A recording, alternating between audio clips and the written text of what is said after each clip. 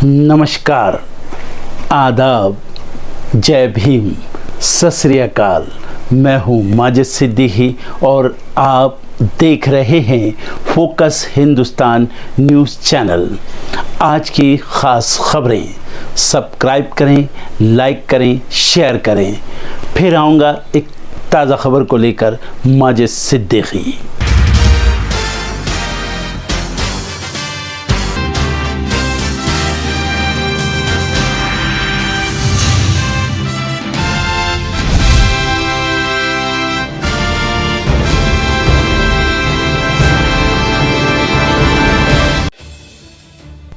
महाराष्ट्र में एक लोकसभा सीट को लेकर दो शिवसेना नेताओं के बीच खींचतान मच गई। आखिरकार सीएम शिंदे को मामले में दखल देना पड़ा। यह मामला उत्तर पश्चिम मुंबई लोकसभा सीट का था। सीएम शिंदे नीत शिवसेना के दो नेताओं गजानन कीर्तिकर और रामदास कदम के बीच इस सीट को लेकर खींचतान चल रही थी। अनुभवी नेता और उत्तर पश्चिम लोकसभा सीट से 2 बार के सांसद कीर्तिकर आगामी आम चुनाव लड़ना चाहते हैं। वहीं कदम की भी नजर इस सीट पर है क्योंकि वो अपने बेटे सिद्धेश कदम को यहां से उम्मीदवार देखना चाहते हैं। दोनों नेताओं के बीच जुबानी जंग के बीच कीर्तिकर ने रामदास कदम को गद्दार करार दिया। कदम ने मुंबई में मुख्यमंत्री शिंदे से उनके आधिकारिक आवास पर मुलाकात की और उनके साथ पूरे घटनाक्रम पर चर्चा की। शिंदे से मुलाकात के बाद कदम ने कहा कि कीर्तिकर के साथ मामला उनके मीडिया से बातचीत करने से पहले सुलझ जाना चाहिए था।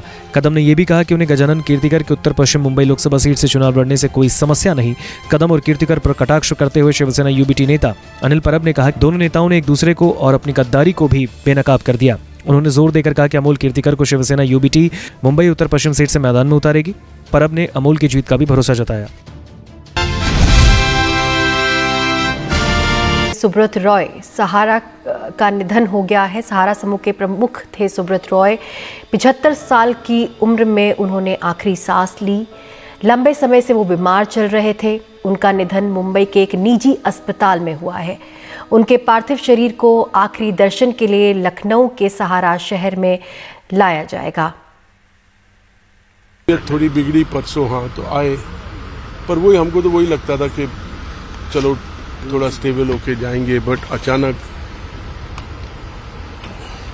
आई don't know what to say. हमारे लिए तो बहुत करीब से हम उनको जानते हैं और मैं कह सकता हूं कि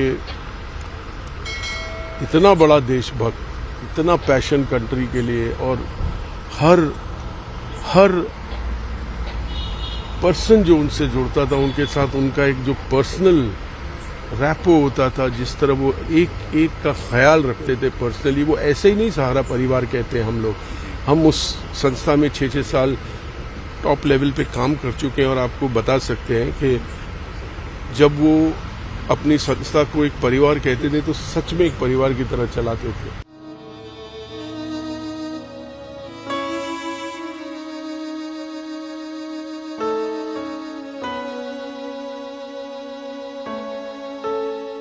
आज का जो दिन है ये बहुत दुखद दिन है, क्योंकि भारतीय उद्योग जगत में जिस तरह से उन्होंने अपनी मेहनत के बल पर, बहुत निष्ठा के बल पर, नीचे से बिल्कुल स्क्रैच से, जीरो से उन्होंने अपनी यात्रा शुरू की थी गोरखपुर से, और इतने हाइट पर वो गए। मैं कहूंगा कि हाईली स्पिरिचुअल पर्सन थे वो, बहुत अधिक आध्यात्मिक थे, बहुत अधिक राष्ट्रवादी थे।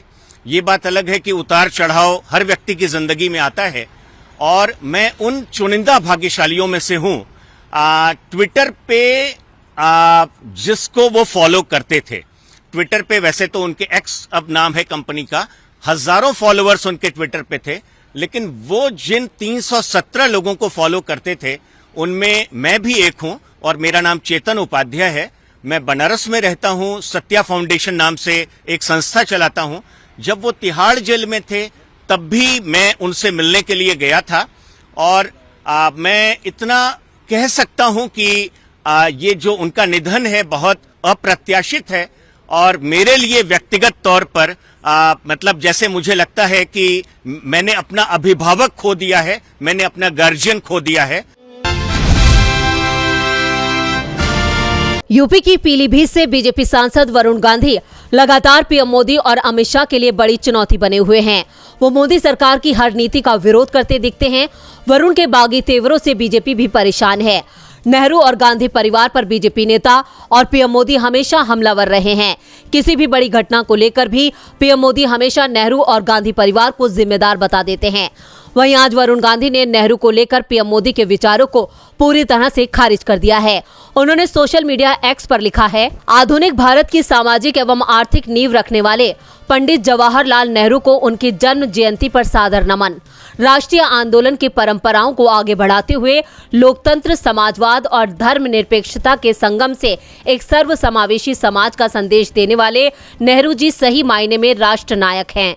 अपने इस पोस्ट में वरुण गांधी ने पंडित जवाहरलाल नेहरू की ऐतिहासिक तस्वीरों को भी साझा किया है। इन तस्वीरों में देश के पहले और पूर्व पीएम जवाहरलाल नेहरू, राष्ट्रपिता महात्मा गांधी और सरदार वल्लभ भाई पटेल के साथ नजर आ रहे हैं। सांसद वरुण गांधी अपने तल्ख बयानों को लेकर अक्सर सुर्खियों में रहते हैं।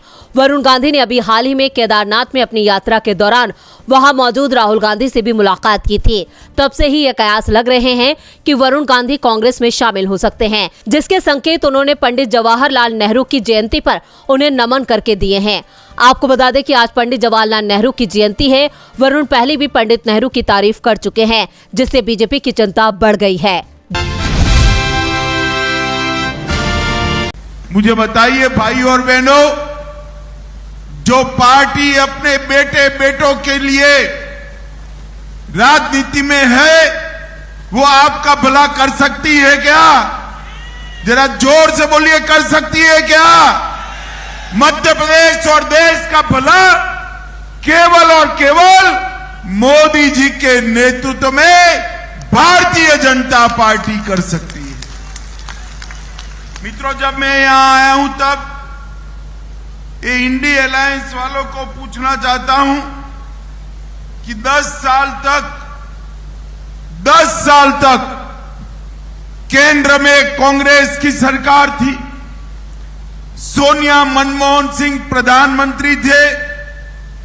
मनमोहन सिंह के 10 साल के शासन में कमलनाथ, आप जवाब दीजिए, कितने रुपये मध्य प्रदेश को ग्रांट के रूप में दी? मैं 15 दिन से पूछ रहा हूं, कमलनाथ जी जवाब नहीं देते, वो देंगे भी नहीं। मगर मैं भी बनिए का बेटा हूं, आज जवाब लेकर आपके सामने आया हूं। देवताला वालों, 10 साल के अंदर कांग्रेस पार्टी ने सिर्फ 2 लाख करोड़ रुपया दिया था। कितना दिया था? जोर से बोलो, कितना? और नरेंद्र मोदी जी ने 10 साल बनाम 9 साल में 2 लाख से बढ़ाकर 6,33,000 करोड़ रुपया देने का काम नरेंद्र मोदी सरकार ने। इसके साथ साथ 6,33,000 की ग्रांट के अलावे 5 लाख करोड़ रुपया रोड के लिए, बड़े बड़े इंडस्ट्रियल कॉरिडोर के लिए, रेलवे के लिए, एयरपोर्ट के लिए, सोलर पार्क के लिए, स्टार्टअप के प्रोजेक्ट्स के लिए, ये देने का काम नरेंद्र मोदी सरकार ने किया है। और एक कांग्रेस पार्टी, इसने हमेशा मध्य प्रदेश को लूटकर, कमलनाथ जी मध्य प्रदेश को लूटकर कांग्रेस पार्टी का एटीएम बनाने के अलावे कोई काम नहीं किया। भाई और बहनों, नरेंद्र मोदी सरकार ने 93 लाख किसानों को, मध्य प्रदेश के 93 लाख किसानों को हर साल 6,000 रुपया देकर अब तक 21,000 करोड़ का चेक मध्य प्रदेश के किसानों के अकाउंट में डालने का काम किया है। और मैं आज बताकर जाता हूं, देव तालाब में हमने हमारे घोषणा पत्र के अंदर वादा किया है, मोदी की गारंटी है, आप कमल फूल की सरकार बना दो। 3 तारीख को भाजपा सरकार बना दो। किसानों को मिलने वाला 6,000 अब 12,000 रुपया कर दिया जाएगा।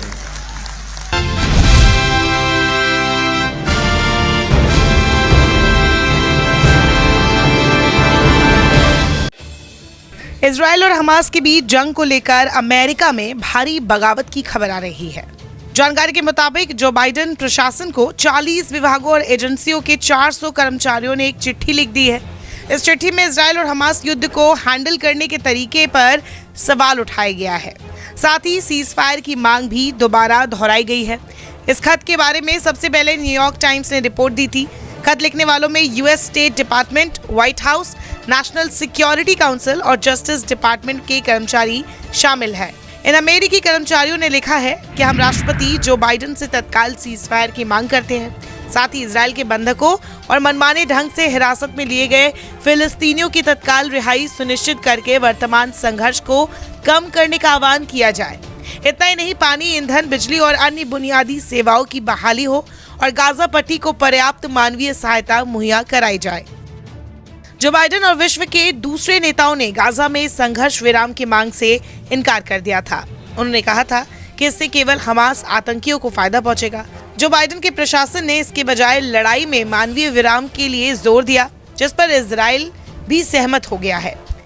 ये तब हुआ है जब अमेरिका ने पिछले महीने इजराइल पर हमले के बाद से हमास पर प्रतिबंधों के तीसरे दौर की घोषणा कर दी है। अमेरिकी वित्त विभाग के एक बयान में कहा गया कि नए प्रतिबंध समूह के ईरानी समर्थकों, हमास के प्रमुख अधिकारियों और उन सिस्टम्स को टारगेट करते हैं जिनके द्वारा ईरान, हमास और फिलिस्तीनी इस्लामिक जिहाद को समर्थन देता है। नए प्रतिबंधों पर अमेरिकी विदेश मंत्री एंटनी ब्लिंकन ने भी कहा है कि ईरान का समर्थन मुख्य रूप से अपने इस्लामिक रिवोल्यूशनरी गार्ड कॉर्प्स के माध्यम से हमास और PIJ की आतंकवादी गतिविधियों को सक्षम बनाता है, जिसमें धन के ट्रांसफर और हथियारों और ऑपरेशनल ट्रेनिंग दोनों के प्रावधान शामिल है। हालांकि दूसरी तरफ अमेरिका के इजराइल से फ्रेंडली रिलेशन पर अब अपने ही देश में बाइडेन को आलोचना का शिकार होना पड़ रहा है। अमेरिकी कर्मचारियों की इस चिट्ठी का बाइडेन सरकार क्या जवाब देती है, ये देखने वाली बात होगी। दर्शकों, देख लिया आपने हमारे वीडियो को। हमें खुशी होगी कि आपने हमारे न्यूज़ को लाइक किया और दूसरों को शेयर किया। अगर अभी तक हमारे चैनल फोकस हिंदुस्तान को सब्सक्राइब नहीं किया है तो तुरंत सब्सक्राइब करें, कमेंट करें और बेल आइकॉन को प्रेस करें। हम हाजिर हैं खबर के लिए।